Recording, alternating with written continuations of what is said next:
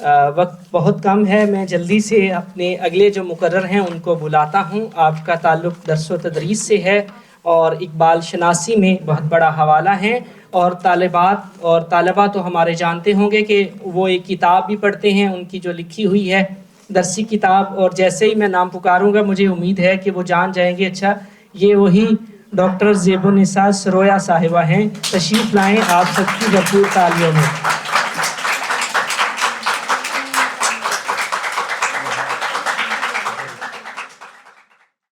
بہت شکریہ۔ نحمدہ و نصلی علی رسولہ الکریم، اما بعد، فاعوذ باللہ من الشیطان الرجیم، بسم اللہ الرحمن الرحیم۔ صدر محفل محترمہ پروفیسر ڈاکٹر بصیرہ عنبرین، مہمانان گراں قدر اور ڈائریکٹر اقبال اکیڈمی پاکستان جناب ڈاکٹر عبدالرؤف رفیقی اور معزز حاضرین، السلام علیکم۔ آج کا موضوع علامہ اقبال کا مصرع لیا گیا ہے، وجود زن سے ہے تصویر کائنات میں رنگ۔ اور 8 مارچ کو کیوں منتخب کیا گیا؟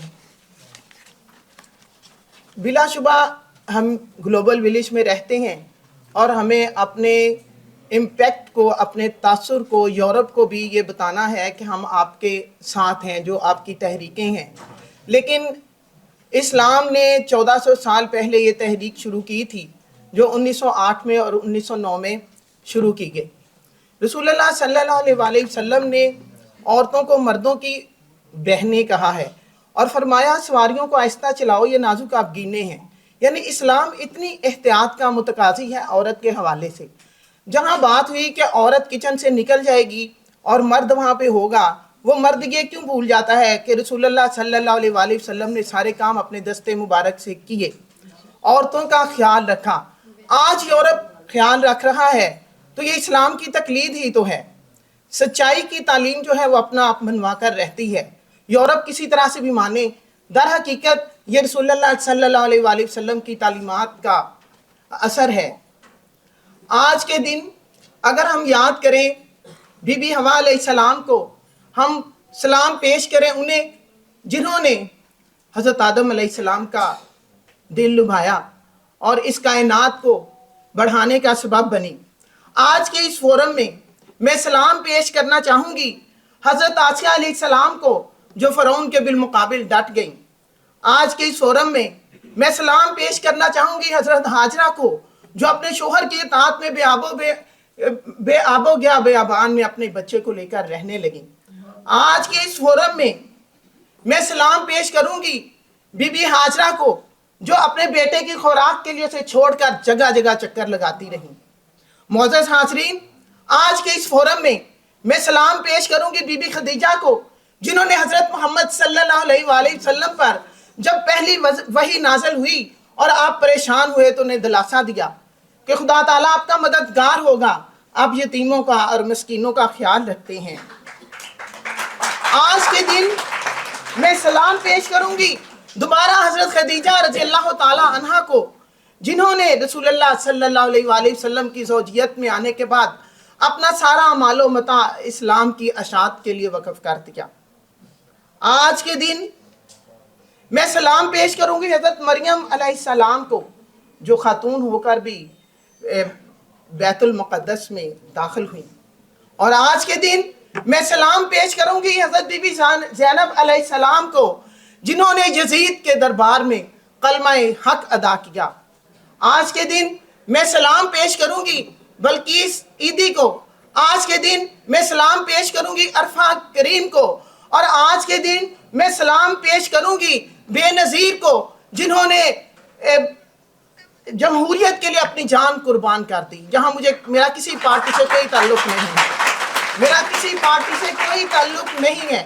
ایک خاتون کو دیکھیے جس کا باپ بھی جان قربان کرتا ہے، جس کے بھائی بھی سیاست کی نظر ہو جاتے ہیں، اور جمہوریت کے لیے جو اپنی جان بھی قربان کرتی ہیں۔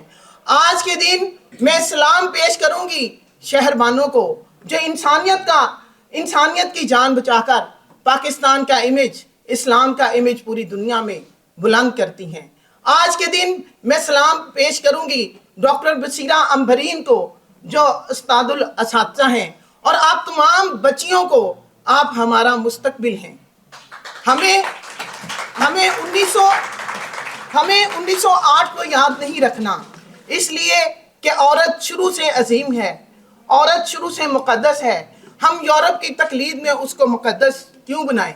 جہاں تک بات ہے اس تحریک کی، اقبال کے حوالے سے دیکھیں تو علامہ نے اس تحریک کو ریجیکٹ کیا ہے، کیونکہ جو اس تحریک میں حقوق دینے کی بات ہوئی تھی، معاوضہ دینے کی بات ہوئی تھی، تو علامہ تو اس کی فیور میں ہے، معاوضہ دیا جائے.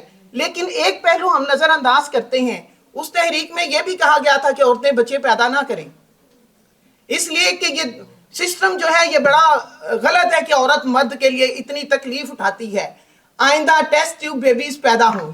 علامہ نے اپنی فارسی شاعری میں اس کو ریجیکٹ کیا ہے. علامہ نے اس عورت کو خراج تحسین پیش کیا ہے. میں اس کا تھوڑا سا کنٹینٹ آپ کو بتاؤں گی. علامہ نے اس عورت کو خراج تحسین پیش کیا ہے جو گندی ہے، بد شکل ہے، بدی ہے، جس کو پہننے کو لباس بھی نہیں، لیکن وہ ایک فرد پیدا کر کے ملت اسلامیہ کو مضبوط کرتی ہے.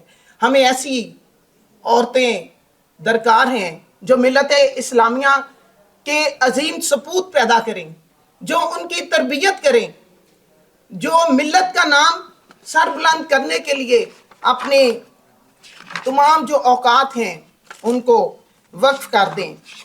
معزز حاضرین، اقبال ایسی عورت کو پسند نہیں کرتے جو سر عام خود کو پیش کرتی رہے، نہ ہی اسلام اس کی اجازت دیتا ہے. اقبال فارسی کلام میں کہتے ہیں بہل دخت رکھ ان دل بریہا مسلمان را نصیبت کافریہا من دل بر جمال غاز پرورد بیاموز از نگہ غارت گریہا. اے عورت، زیب و زینت اس طرح کی ظاہری بناؤ سنگار تمہارے لیے نہیں ہے. تم یہ میک اپ اپنے چہرے پہ نہ کرو، بلکہ مسلمان عورت ہوتے ہوئے اپنی نگاہوں سے اپنی نظر سے غارت گری سیکھ لو. اور معزز حاضرین، نگاہ کی غارت گری عطاط الہی اور عطاط رسول سے جنم لیتی ہے، خود کو اسلام کی تعلیمات کے ساتھ وابستہ کر لینے سے جنم لیتی ہے. علامہ محمد اقبال نے عورت کے لیے بے پردگی کو ناپسند کیا ہے، مخلوط تعلیم کو ناپسند کیا ہے. وہ تو عورت کے لیے مخصوص نصاب کے بھی حامی ہیں، لیکن اس کا مطلب یہ نہیں کہ عورت کی تعلیم کے وہ خلاف ہیں. وہ ٹائپسٹ اور کلرک ٹائپ کی خواتین کو پسند نہیں کرتے. وہ کہتے ہیں جس طرح اللہ تعالیٰ پردے میں رہ کر تو پوری دنیا کا سسٹم چلا رہا ہے، جو عورت ہے وہ بھی اپنی اولاد کی تربیت کر کے تو دنیا کے نظم و نسق میں اپنا حصہ ڈالتی رہے.